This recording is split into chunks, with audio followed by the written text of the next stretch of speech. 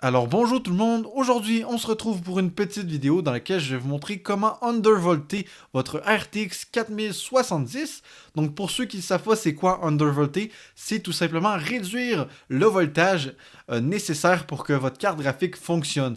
Donc en gros ce que ça va permettre à votre carte graphique, c'est d'atteindre les mêmes vitesses pour un moindre voltage. Et donc ça, ce que ça va permettre à la carte, c'est de consommer moins et donc de chauffer moins et aussi de prolonger sa durée de vie, hein, parce qu'il y a moins de tension qui traverse la carte graphique, donc sa durée de vie est prolongée. Donc, premier truc qu'il va falloir faire, c'est installer le logiciel tout simplement qui va nous permettre de undervolter la carte graphique. Et ce logiciel, les amis, c'est MSI Afterburner. Donc, comment le télécharger? Je vous mets le lien dans la description ou sinon vous allez sur Google tout simplement et vous écrivez MSI Afterburner. Donc, comme ceci, vous cliquez sur le premier lien, voilà, qui n'est pas une publicité, donc faites bien attention. De toute façon, le lien est dans la description. Hein? Moi, j'ai un bloqueur de publicité, donc c'est directement le premier. Mais faites attention que ce soit pas un lien publicitaire. Donc vous cliquez sur le premier vrai lien, voilà. Ensuite de ça, ça va charger et vous cliquez sur Download Afterburner. Moi, je l'ai déjà installé sur mon ordi. Mais une fois que vous l'avez téléchargé, vous l'exécutez et vous l'installez tout simplement. Et voilà. Donc une fois que le logiciel va être installé, l'icône du logiciel ressemble à ceci, donc une petite fusée avec un rond vert. Donc vous double-cliquez pour l'ouvrir, vous faites oui. Et normalement, le logiciel s'ouvre comme ça. Si vous ne voyez pas de logiciel ouvert quand vous faites ça, ça veut dire qu'il est tout simplement en bas à droite dans votre barre des tâches. Donc vous cliquez sur la flèche vers le haut. Et là, normalement, il y a la petite fusée ici. Vous cliquez une fois dessus. Et voilà. Donc, là, c'est très important que vous ayez la même interface que moi. Donc, on va s'assurer que tout le monde ait la même interface. Donc, si vous avez déjà cette interface, vous pouvez avancer un peu la vidéo. Je vous mettrai des timestamps tout simplement en bas de la vidéo. Ou sinon, vous allez chercher une roue dentée, donc il doit en avoir une, ou un truc où c'est écrit option. Vous cliquez dessus.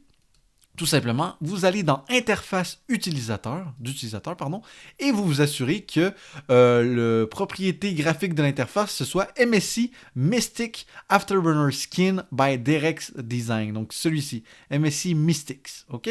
Une fois que c'est fait, vous cliquez dessus, vous faites appliquer, vous faites ok, et voilà. Maintenant, tout le monde a le même skin. Donc voilà, comme ça, vous allez pouvoir suivre plus facilement. Donc, premier truc qu'on va vouloir faire, c'est cliquer ici sur le petit drapeau. Donc ça, ce que ça va nous permettre de faire, c'est que le profil d'undervolting qu'on va faire va être appliqué au démarrage de Windows. Donc ça, c'est très important. Ou sinon, vous devez l'appliquer manuellement, c'est assez chiant. Donc voilà. Deuxième truc que vous allez vouloir faire, c'est aller sur la roue dentée encore une fois, aller dans Général et cocher Démarre avec Windows ainsi que démarre minimisé. Donc démarre avec Windows, ça veut dire que le logiciel va se lancer avec Windows.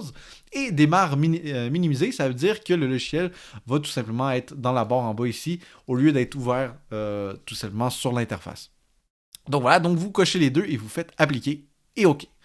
Donc maintenant c'est parti, on va pouvoir tout simplement undervolter la carte. Avant d'undervolter par contre, sur la RTX 4070, le plus gros problème de la carte, c'est qu'elle est limitée au niveau du bandwidth, donc de la mémoire. Donc nous, ce qu'on va vouloir faire, c'est augmenter tout simplement la vitesse de la mémoire. Donc ça, vous allez voir, c'est vraiment super simple à faire. Et vous allez voir les chiffres que je vais vous donner, ça devrait fonctionner avec 99% des cartes. Donc j'y vais vraiment grossièrement et j'y vais vraiment légèrement pour être sûr que tout fonctionne bien. Donc, vous allez vouloir mettre le memory clock que vous voyez ici à plus 500. Donc voilà, vous écrivez 500 et vous faites appliquer. Et voilà, juste comme ça, votre carte vient de gagner 2% de performance environ. Hein? La plupart des cartes peuvent faire jusqu'à 1200, mais voilà, moi je me suis dit, je vais mettre un profil qui devrait marcher pour toutes les cartes graphiques. Donc plus 500, ça devrait marcher pour toutes les cartes graphiques. Donc voilà, vous mettez le plus 500 et maintenant, on va tout simplement undervolter la carte. Au niveau du core clock, on va faire notre downvolt. Donc le premier pas que vous devez faire, c'est tout simplement mettre le core clock à environ moins 260. Tant que c'est en haut de moins 250, ça devrait être correct. Donc vous, après ça, faites appliquer. Là, peut-être que vous vous dites, mais pourquoi on diminue le core clock? Notre carte graphique va beaucoup moins rouler rapidement. Eh bien non, vous allez voir qu'on va changer tout simplement le tout avec ici le Curve Editor. Donc vous allez cliquer sur le Curve Editor ici, et là, il y a cette belle fenêtre-là qui va apparaître. Et en gros, moi, je vais vous expliquer à quoi sert cette fenêtre. Donc en gros, nous, ce qu'on va faire avec cette fenêtre, c'est dire à la carte graphique, écoute-moi, pour 2600 MHz par exemple, tu as seulement besoin de 900 millivolts, donc ne va pas plus loin. Hein? Si on regarde la courbe ici, on voit que le point le plus haut, c'est environ le point ici. Donc la carte graphique peut consommer avoir besoin jusqu'à 1200 millivolts. Hein? Le point le plus haut, c'est toujours ce que la carte graphique va vouloir atteindre, tout simplement. Et plus le point est loin dans l'échelle, plus la carte graphique va consommer. Donc, par exemple, si moi je prends un point à 900 millivolts, donc qui est vraiment avant le 1200, et que lui, je le mets à, par exemple, 2636. On va dire que c'est ça. Et que je fais appliquer, hop, et bien là, vous voyez que mon point le plus haut, et bien maintenant, c'est à 900 millivolts. Donc la carte graphique se dit, OK, ça sert à rien que j'ai en haut de 900 millivolts parce qu'il n'y a pas de point plus haut. Donc la vitesse maximale est à 900, tout simplement, millivolts. Donc moi, je vais juste remettre comme j'avais mis avant. Donc on avait dit environ moins 271 environ. Et en gros, je vais vous donner le profil, un profil qui devrait être safe pour 99% des cartes. Donc moi, j'ai trouvé qu'il y a environ 985 millivolts et une fréquence de 2750. Tout simplement, 2751, ça fonctionne aussi. Donc vous prenez le petit point à 985 et vous le montez à 2751. Tout simplement. Ensuite de ça, vous faites appliquer comme ceci. Et là, vous voyez que notre point le plus haut est à 985 millivolts pour 2760 MHz. Et là, en gros, ce qu'on a dit à la carte, c'est ton point le plus haut, c'est 2760 MHz. Et pour l'atteindre, tu n'as pas besoin de plus que 985 millivolts. Donc, au lieu du 1200 qu'on avait au début. Donc, voilà. Une fois que c'est fait, vous fermez, tout simplement. Vous cliquez sur le petit bouton ici, sauvegarder, et vous l'enregistrez dans votre profil 1.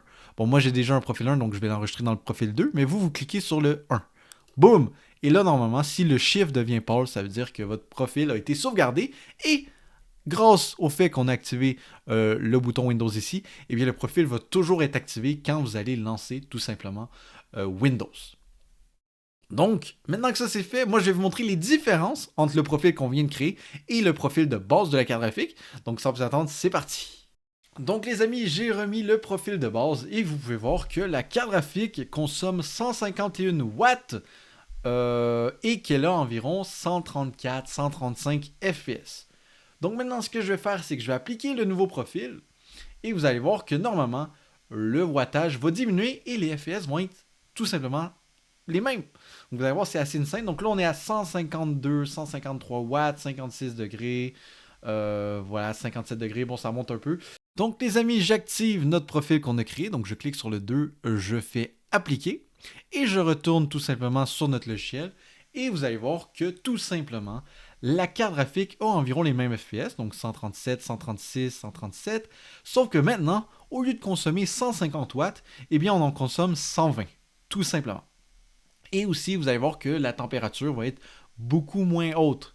Donc en gros, ce qu'on a fait, c'est qu'on a gardé les mêmes performances, on a coupé la consommation par environ 15 à 20% et tout simplement notre carte graphique va chauffer environ 3-4 degrés de moins. Donc c'est vraiment super. Donc moi je vous conseille vraiment à tout le monde de le faire, hein. Vous ne perdez aucune performance. Tout ce que vous faites tout simplement, c'est de dire à votre carte graphique, hey, écoute, tu n'as pas besoin d'avoir autant de voltage pour aller à ces vitesses-là. Parce qu'en vrai, comment dire, Nvidia, ils mettent beaucoup trop de voltage pour que ça marche sur toutes les cartes graphiques. Donc, c'est pas toutes les cartes graphiques qui sont égales. Il y en a qui sont vraiment nulles.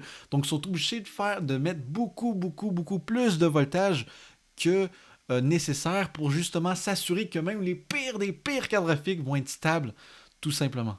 Donc, nous, hein, vient d'appliquer le profil, donc vous voyez, c'est toujours, encore une fois, 124, 123 watts, toujours les mêmes FPS et toujours une température plus basse que celle qu'on avait avant.